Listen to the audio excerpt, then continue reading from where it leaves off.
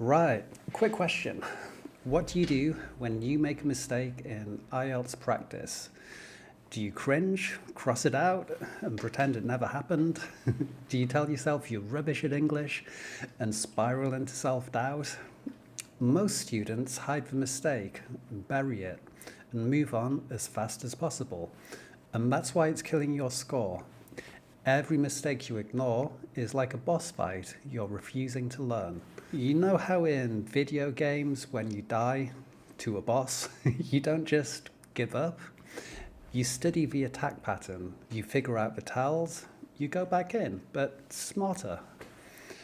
IELTS mistakes work exactly the same way, except most students are playing like it's their first time, every time. Today, I'm going to show you the error log system, the method my students use to turn every mistake into data, every error into a training opportunity. By the end of this, you'll never look at a mistake in the same way again.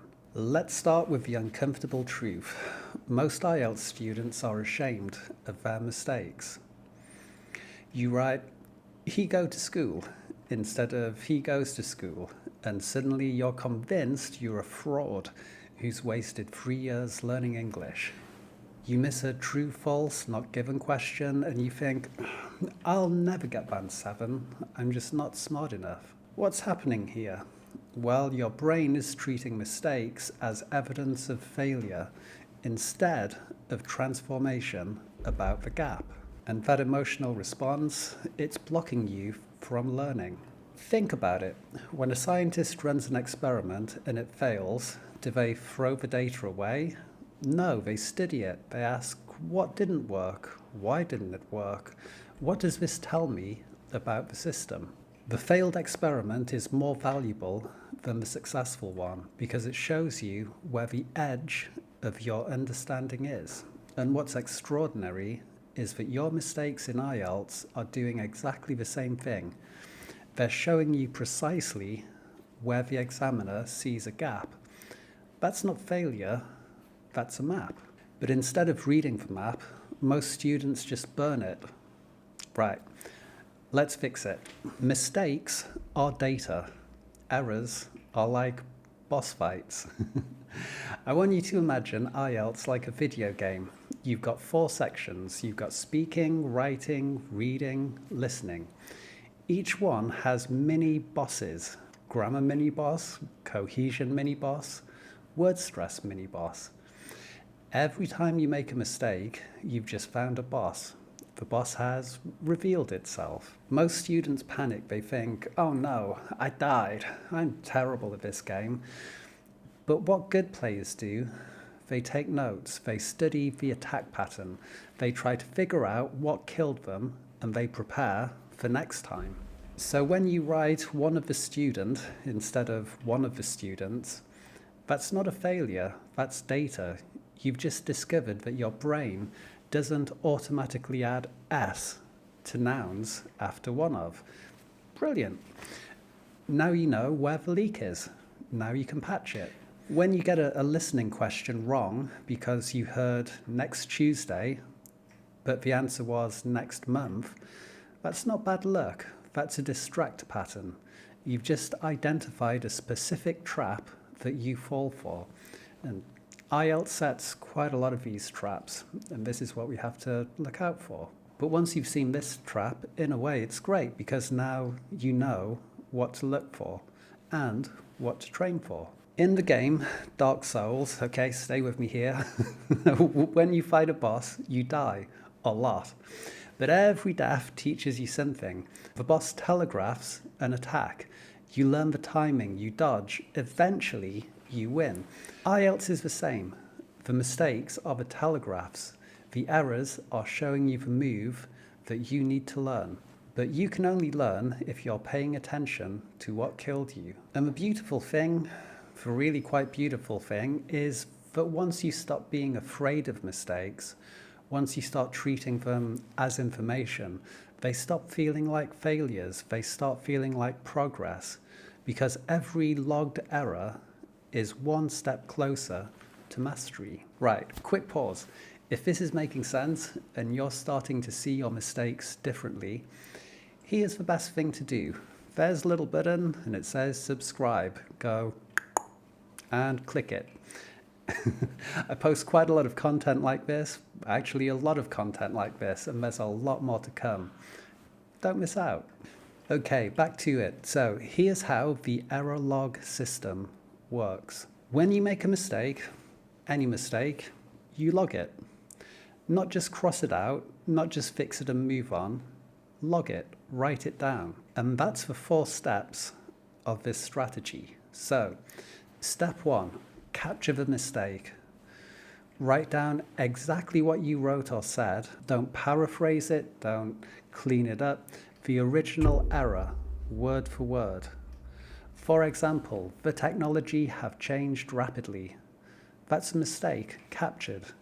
You've written it down now and it's there. Step 2, what's the actual problem? Is it subject-verb agreement, article usage, word stress? Don't just label it grammar, get specific. So in this case, we'd say plural verb after singular subject. And that's the boss, named. Step 3, counter drill. Rewrite the sentence correctly 3 times. Not once, 3. Your brain needs repetition. It seems boring, but once you've gone, the technology has changed rapidly. The technology has changed rapidly. The technology has changed. You get the idea. That's the training. And that's how you build what we call reflex. And it becomes natural. Step 4, track frequency. How often does this mistake show up? Is it once, 5 times, 10? Because here's the thing. The mistake that shows up most often is your main boss. It's like a mega boss. And that's the pattern you need to learn to defeat first. If you're getting subject-verb agreement wrong 7 times this week, that's not random. That's a system error. So we need to fix that. And then suddenly, you're not bleeding these points anymore. You see, most students treat every mistake like it's unique. They fix it once and then think they're done. But mistakes aren't random. They're patterns, and patterns repeat. And when it's repeated over and over again, it adds up to a lot and causes real problems. So the error log shows you which patterns repeat the most, so you can stop wasting time on rare errors and focus on the ones that are killing your score. Right, let's look at the 4 sections: speaking, writing, reading, listening. And let's identify one main boss in each. So let's start with the speaking boss, the 1 sentence deaf. This could be you giving short answers like yes, no, I don't know. The examiner asks, why do you think that? And you freeze. Right. The pattern is not extending answers. It's not developing ideas. So we want to counter drill. Every answer must be a minimum of 2 sentences, main point and reason. I prefer coffee. It helps me focus in the morning. 2 sentences every time. That's the drill. It sounds simple, but it works. Next, we have the writing boss. Commonly, this is linker spam.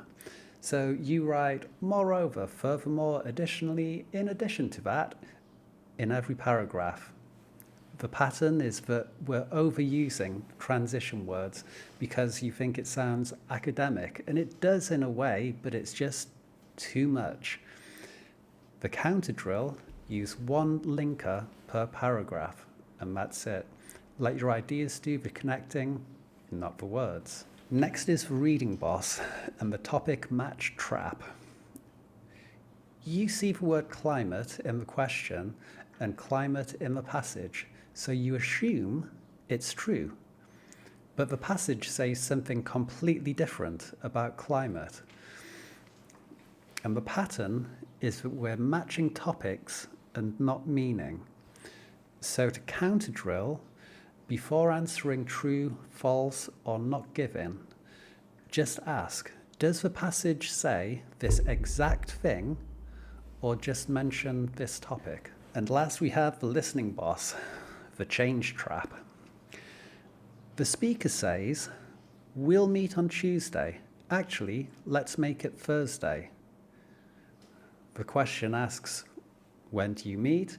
You write Tuesday because you heard it first. And the pattern in there is that you're writing the first thing you hear instead of waiting for corrections. And IELTS does this all the time to try and confuse people and trap people. This is how the listening boss functions. So to counter drill, don't write anything until the speaker finishes the thought. These are just examples. Your bosses might be different. That's the point of your own error log. It shows you your bosses, not someone else's, yours. There isn't really a book that you can go and buy that will tell you exactly what you need to know. So you kind of need to be your own author and your own educator in a way, and tailor your education just for you. It sounds strange, but it does work, trust me. Okay, so how do you actually start? Well, this week, grab a notebook or open a document, title it Error Log. Every time you practice, whether it's speaking, writing, reading, listening, log your mistakes. Don't wait, don't save them later and go, oh, I'll write that down. No, just write it down immediately. And remember the 4 steps for every mistake. We want to capture the exact error, then pattern, what's the real problem, counter drill, rewrite correctly 3 times, if applicable. And 4, track. How often? How often is this happening? Maybe by the end of the week, you'll see patterns. You'll see which mistakes repeat. That's your main boss. That's what you train against each week. Most students spend months making the same 5 mistakes over and over because they never stop to look at the data. You're not going to do that. You're going to log, you're going to track, you're going to identify the pattern, and you're going to train specifically against that. And what's remarkable, what's really quite remarkable, is that once you start doing this, mistakes stop being scary. They become interesting. You go, oh, I've been doing this. Right. And that's because every mistake is a clue. Every error is showing you exactly where to focus next. You're not guessing anymore. You're not hoping. You're training systematically. And that's how Band 7 students operate. Okay, folks, well, I guess that's it. So, go start your error log. Let me know in the comments how it goes. If you find this helpful, then don't forget, share, like, subscribe. Until next time.